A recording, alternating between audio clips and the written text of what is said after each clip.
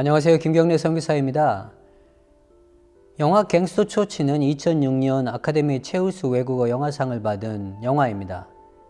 갱스터 초치는 1980년에 발표한 에솔 푸가드의 소설 초치를 기초로 하지만 소설의 배경이 1950년대인 반면 영화는 2000년대로 바뀌어 설정되었습니다.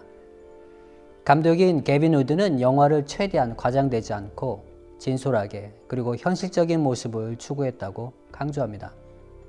영화의 현실성을 추구하기 위해서 영화 전체를 스토어를 사용해서 제작을 했는데 익숙하지 않은 언어로 영화를 제작한다는 것이 쉽지 않았지만 흑인의 현실적인 삶과 애환을 담아내기 위한 탁월한 선택이었습니다. 요하네스버그 흑인 거주 지역인 스웨터 사람들과 풍경을 CG 없이 그대로 표현하고 있어서 현실감을 극대화해줍니다. 에이즈로 병중에 누워있는 어머니, 술로 삶을 보내는 아버지의 폭력을 피해서 가출한 소녀는 다른 가출 어린이들과 함께 생활을 합니다. 작은 소녀는 어느덧 성장을 해서 초치라는 이름으로 타운십에서 작은 갱스터 조직의 리더로 살아갑니다. 아무런 죄책감을 느끼지 못하며 지하철에서 살인 강도를 저지릅니다. 살인 후 타운십 주점에서 갱 친구인 보스턴과 말싸움 가운데 진짜 이름이 무엇이냐는 물음에 폭발하는 분노를 억제하지 못하고 친구에게 심한 상해를 입힙니다. 그는 홧김에 도시에 나가 부유층 여인을 대상으로 강도를 저지르며 총으로 부상을 입히고 차를 빼앗아 도시를 빠져나옵니다. 그 차 안에 3개월 된 아이가 있는 것을 발견하고 고민하다가 아이를 데리고 타운십에 들어옵니다. 영화는 무정한 갱스터가 3개월 된 아기와 함께 자충우돌하면서 잃어버렸던 자신의 내면의 인간성과 연민 그리고 사랑을 깨달아가는 과정을 그리고 있습니다. 영화가 아주 감동적이지도 않고 세련되지도 않은, 그렇다고 넘치는 유머 코드가 있지도 않습니다. 하지만 이런 엉성한 점이 바로 남아공을 잘 표현하고 있다고 생각합니다. 아프리카와 유럽이 함께하는 첨단과 미신이 절묘하게 조화된 어정쩡한 남아공의 모습이 표현되어져 있습니다. 영화 초치를 통해서 현대 남아공 사회를 선교적 관점에서 다루어 보도록 하겠습니다. 먼저 영화를 이해하기 위해서는 영화의 주무대인 타운십을 이해하는 것이 필요합니다. 타운십의 형성은 인종차별 정책인 아파르테이트와 깊은 연관성을 가지고 있습니다. 금과 다이아몬드를 통해서 얻어진 막대한 부를 백인들로만 제한하기 위해서 만들어진 국가정책이 바로 아파르테이트입니다.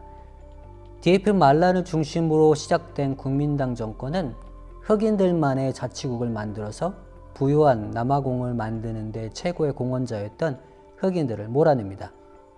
이것이 아파르테이트의 핵심 정책인 반투 홈랜드 법안입니다. 흑인들은 부족별로 지정된 땅에서 자치국으로 정치적 독립을 유지하며 각자에게 맞는 사회와 문화를 발전시킨다는 명분만 좋은 정책이었습니다. 이 정책을 근거로 대다수의 흑인들은 낙후된 농촌 지역에 제한되어 생활을 해야 했습니다. 한 사회의 발전을 담당하는 교육도 자치국에서 해결해야 했기에 대다수의 흑인들과 칼라인들은 도시에서 이루어지는 고등대학 교육에서 제외되었습니다. 흑인들은 남아공 시민이 더 이상 아니게 주민등록증이 없었으며 투표 참정권도 가지지 못하는 것은 자연스러운 것이었습니다. 흑인 자치국은 자연스럽게 경제적으로 남아공에 의존되어 살아갈 수밖에 없는 구조였습니다. 백인 거주 지역에서 흑인을 몰아내는 데 성공은 했지만 도시의 발전을 위해서는 여전히 싼 통제된 노동력이 필요했습니다.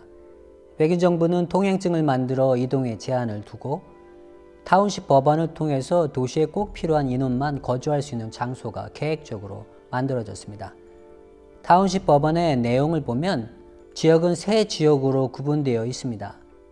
백인 거주 지역과 생산활동이 이루어지는 상공업 지역, 그리고 흑인과 유색인 노동자들이 거주하는 타운십으로 구분되어져 있습니다.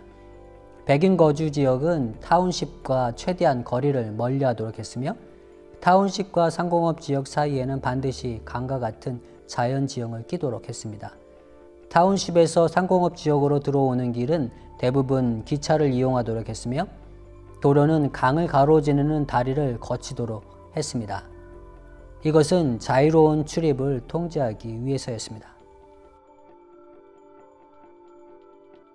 영화에서 보여주고 있는 타운십의 모습은 여러 가지 남아공이 직면하고 있는 문제들을 잘 표현하고 있습니다.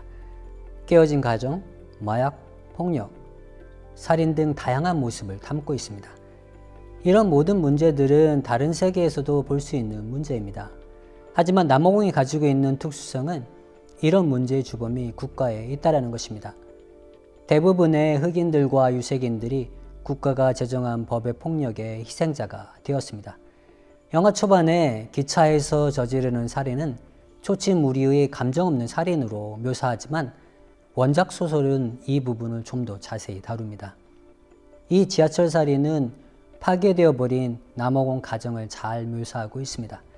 원작 소설에서 그들이 어떻게 범죄의 대상을 선택하는지 상세히 묘사합니다. 첫 번째, 웃고 있었다. 두 번째, 얼굴이 환하게 빛이 났다.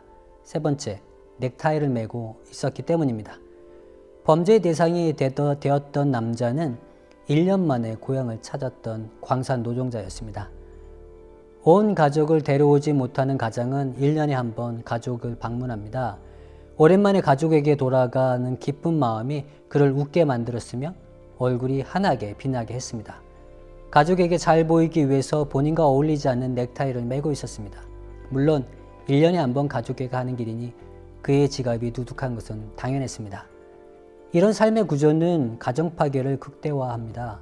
고향의 아이들은 아버지의 부재 가운데 자라고 가족과 장기간 떨어져 사는 아버지는 타운십에서 현지처나 매춘을 통해서 성적 욕구를 해결합니다.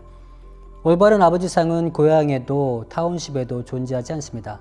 올바른 남성상의 부재는 폭력의 문제를 자연스럽게 가져옵니다. 폭력의 문제는 타운십 안에서 더 보편화되어 악의 평범성으로 발전됩니다. 2019년 정부에서 조사한 범죄의 피해자 보고서에 의하면 도둑, 강도의 가해자 50%가 서로 잘 알고 있는 관계의 사람이었습니다. 심지어 배우자나 동거인 경우가 15%나 되었습니다. 얼마나 남아공 안에서 범죄가 평범한 일이 되었는지 단적으로 보여줍니다.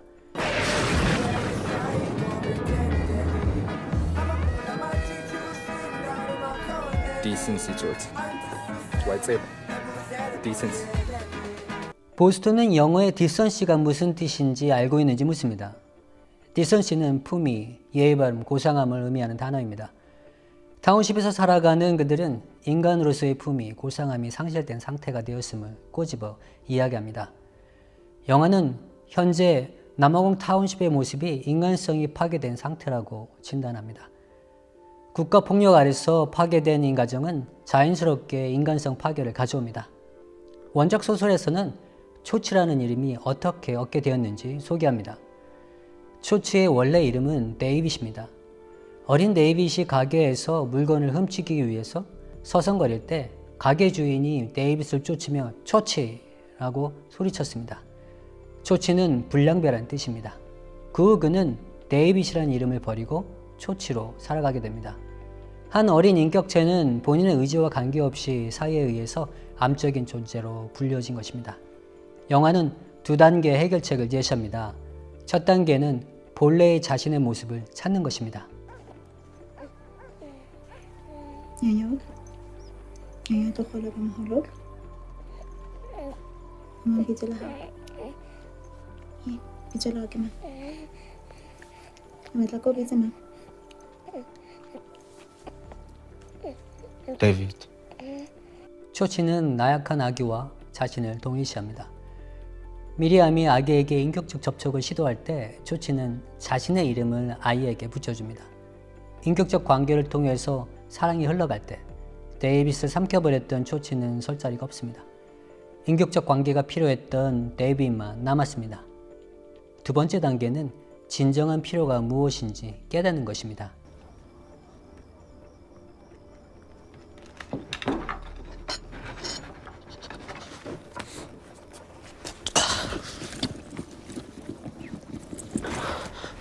Quem direi? Que lebis. Labasadi bas nan lebis. Ika nakayimus. Ya. Em balik ke bela we zambe wa hai. 분유는 엄마의 손에 쥐어질 때 모유를 대신할 수 있습니다. 조치가 아무리 많은 분유를 가지고 있다 하더라도 아기의 엄마를 대신할 수는 없습니다. 물질은 인간에게 절대적 필요인 사랑을 대신할 수 없습니다. 사랑이신 하나님만이 우리의 유일한 필요입니다. 모든 인간에게 진정한 필요는 하나님 외에는 없습니다.